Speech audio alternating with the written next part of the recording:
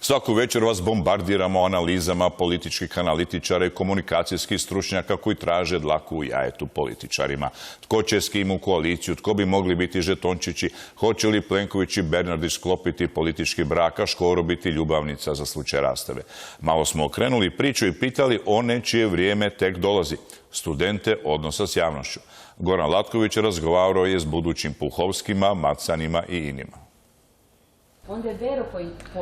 Pogledajte ove mlade ljude. Još su studenti, ali možda ćemo u nekim budućim kampanjama gledati njihove poruke koje su smislili političarima ili ih slušati kao političke i komunikacijske analitičare. Studenti su odnosa s javnošću na Vernu, a ovaj su semestar imali zadatak osmisliti kampanju strankama s najviše šanse na izborima.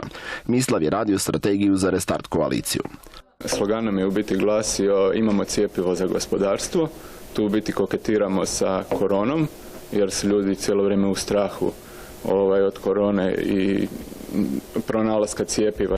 Prava kampanja koju gledamo za ove studente cijepljena je od inovativnosti. Dosta mlaka i loša, jer poruke nisu upečatljive, poruke su stvarno, pa najblaže rečeno, mlake, jer Hrvatska bez korupcije, to je onak totalno općenita neka poruka. Dakle, uopće se ne fokusiraju na neke svoje mjere gospodarske. Lea predstavlja HDZ-ovu kampanju i ovo je plan za obranu mandata. Mi smo u kampanji građani, a ne političari. Fokusirali smo se više na to da se orijentiramo prema građanima, da ne radimo neke općenite floskule i izjave koje svi političari daju i slično, nego da se stvarno fokusiramo jer smo svi sad prošli istu krizu. Plan i program radili su dok su još mislili da HDZ ima konce u rukama i da bi pobjedom nad virusom mogao dobiti glasove u srpnju. A onda se dogodio teniski turnir i susret s Novakom Đokovićem. Kriza oko koje i ozbiljni PR-ovci moraju sjesti i razmisliti kako izvući premijera.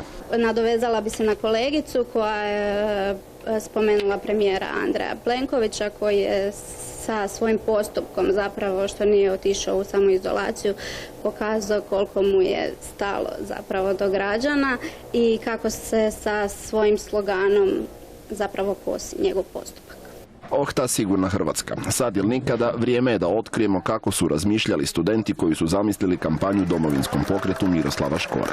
Mi smo htjeli povezati na neki način pjevačku karijeru Miroslava Škore i sam glas naroda, pa je naš slogan bio Pusti svoj glas. S obzirom na slogan, mi smo napravili cijelu platformu na kojoj bi zapravo svatko mogao pustiti svoj glas, reći što želi promijeniti u Hrvatskoj i napraviti grafiku koju bi onda nakon toga i podijelio na svojim društvenim mrežama. Škora je uzeo stihove svoje pjesme, ali Katarina misli ne baš najuspješnije.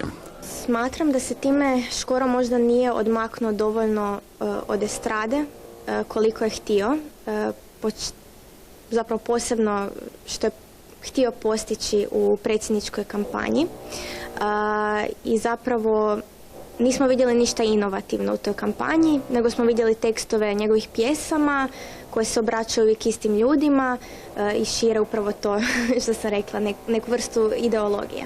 Kada ove mlade stručnjake pitamo što su u kampanji vidjeli kao mladi birači, je li ih nešto privuklo, odgovor je jednoglasan. Nitko se ne obraća mladima, a trebali bi. Svoju budućnost svakako vidim u Hrvatskoj. Smatram da smo država s puno potencijala, da imamo jako kreativne ljude, da imamo puno mladih i ambicioznih ljudi koji kada bi došli na pravo mjesto bi zaista mogli napraviti puno promjena. Nažalost, većina promjena koje mladi Hrvati rade jest promjena države. Politiko, saberi se.